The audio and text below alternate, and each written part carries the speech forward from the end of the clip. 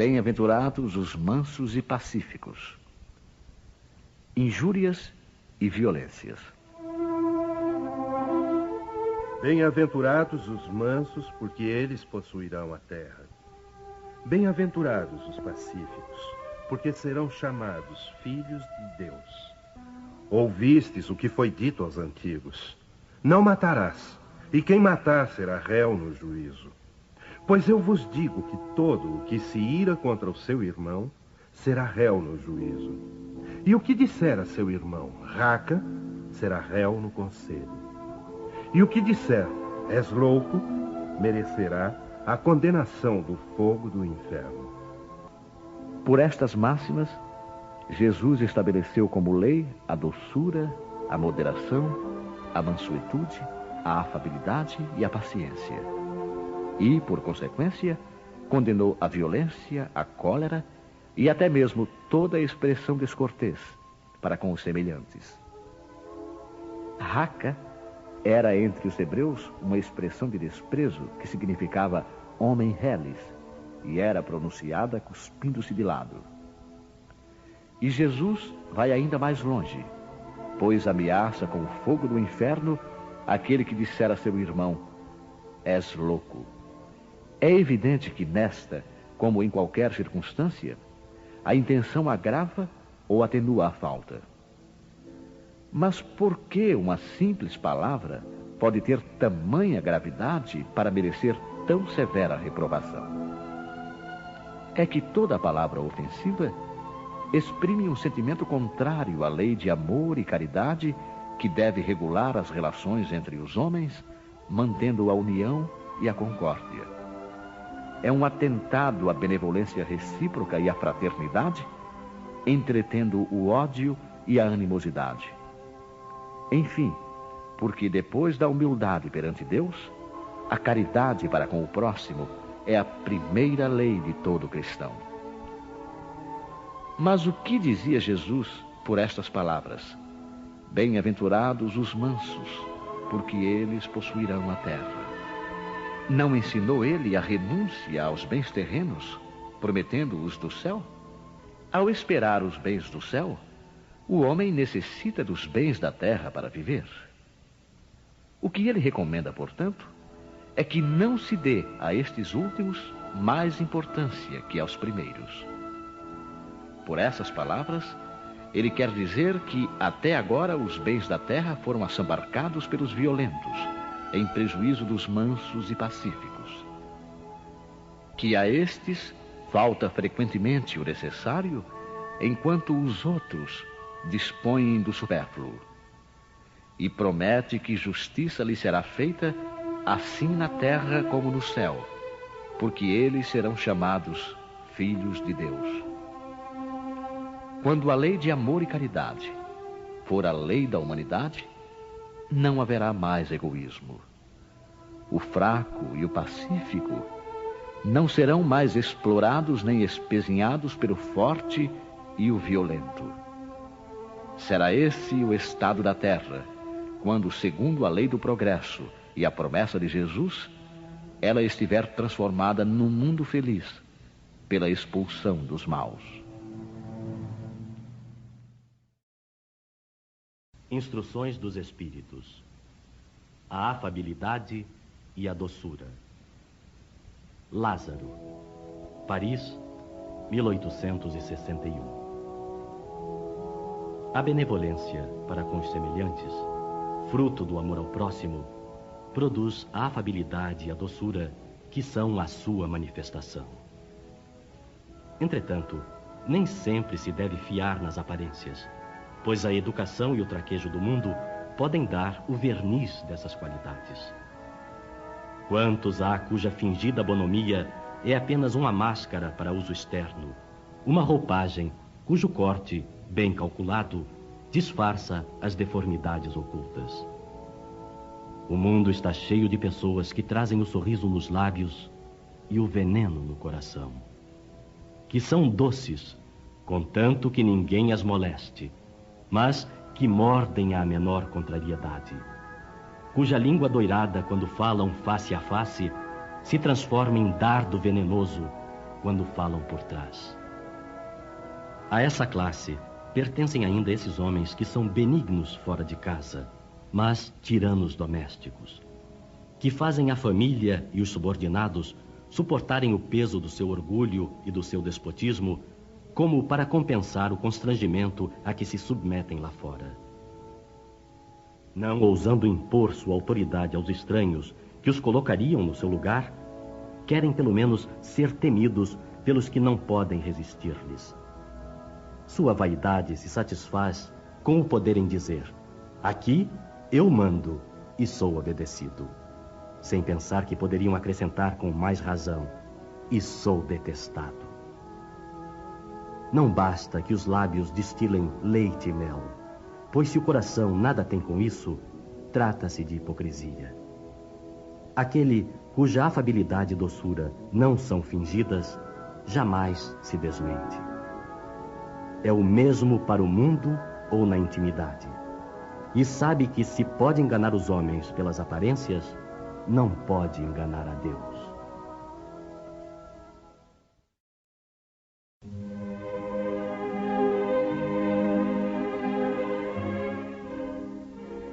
A dor é uma bênção que Deus envia aos seus eleitos. Não vos aflijais, portanto, quando sofrerdes, mas pelo contrário, bendizei a Deus Todo-Poderoso que vos marcou com a dor neste mundo para a glória no céu. Sede pacientes, pois a paciência é também caridade, e deveis praticar a lei de caridade ensinada pelo Cristo, enviado de Deus. A caridade que consiste em dar esmolas aos pobres é a mais fácil de todas. Mas há uma bem mais penosa e, consequentemente, bem mais meritória, que é a de perdoar os que Deus colocou em nosso caminho para serem os instrumentos de nossos sofrimentos e submeterem à prova a nossa paciência. A vida é difícil, bem o sei, constituindo-se de 1000 bagatelas que são como alfinetadas e acabam por nos ferir.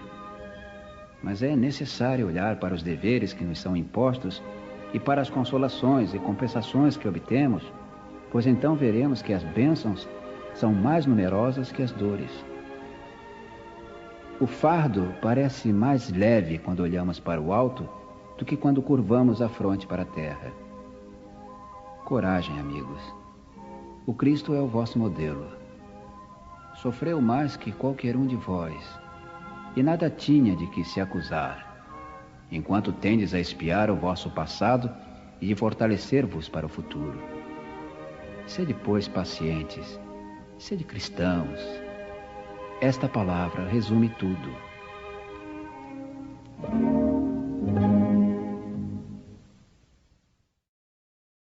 Obediência e resignação. Lázaro, Paris, 1863. A doutrina de Jesus ensina sempre a obediência e a resignação. Duas virtudes companheiras da doçura, muito ativas, embora os homens as confundam erroneamente com a negação do sentimento e da vontade. A obediência é o consentimento da razão. A resignação é o consentimento do coração.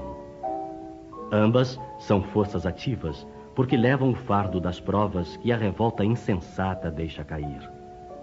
O poltrão não pode ser resignado, assim como o orgulhoso e o egoísta não podem ser obedientes. Jesus foi a encarnação dessas virtudes, desprezadas pela antiguidade materialista.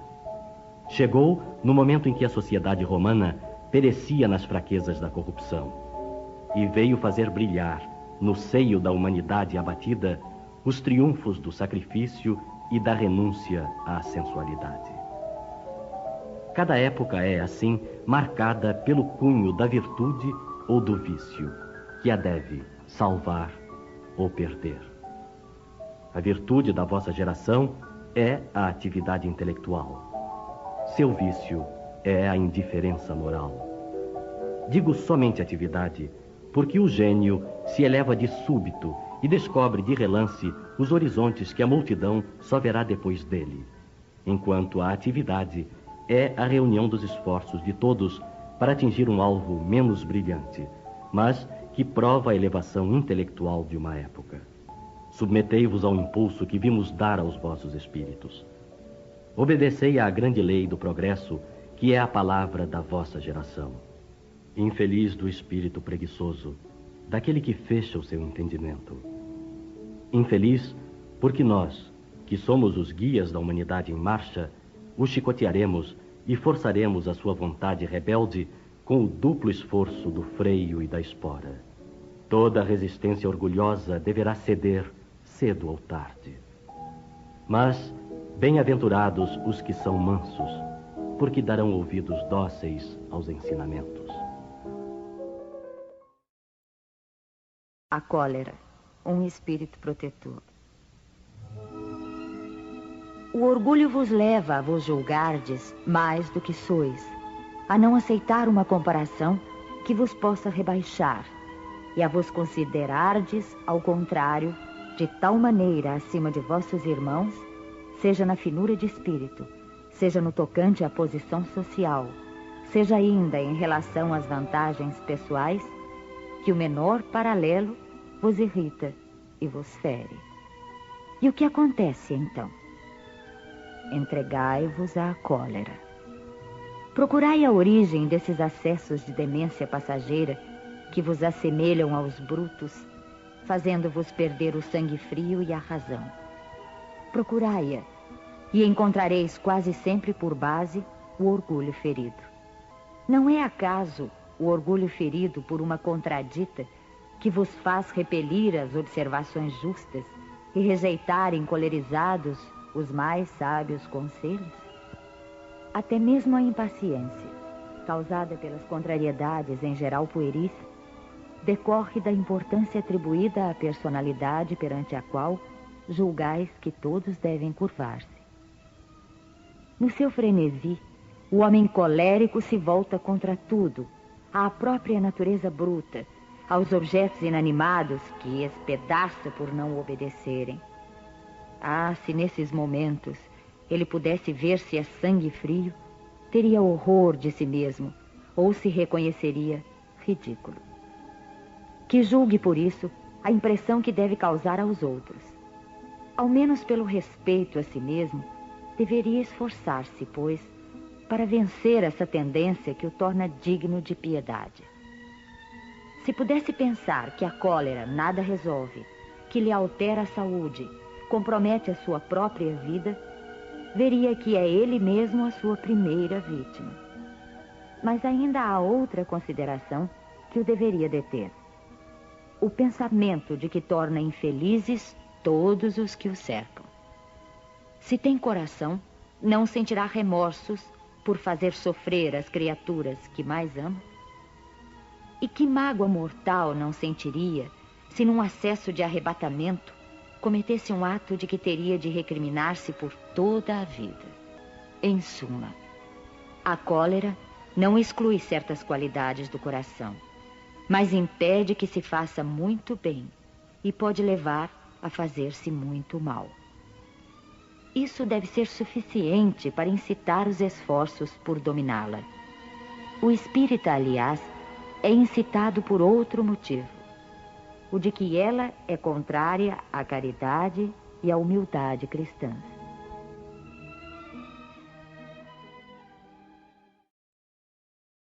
Hahnemann, Paris, 1863.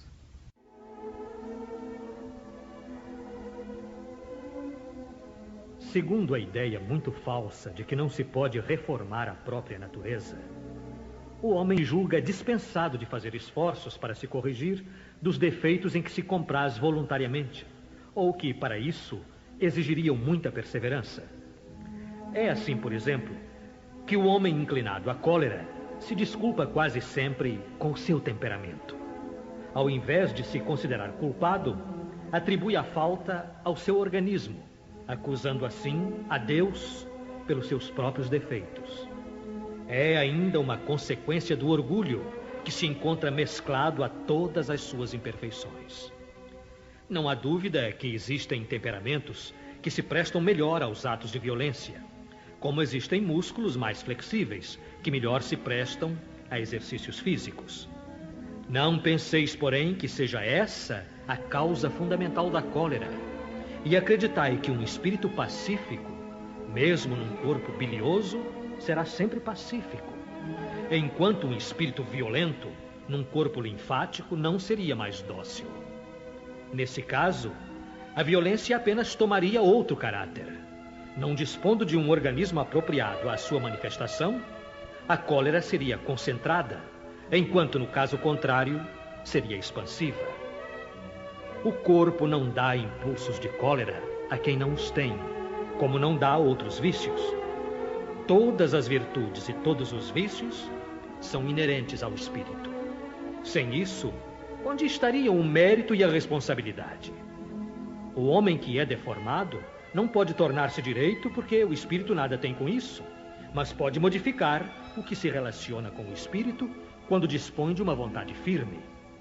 A experiência não vos prova, espíritas, até onde pode ir o poder da vontade pelas transformações verdadeiramente miraculosas que se operam aos vossos olhos?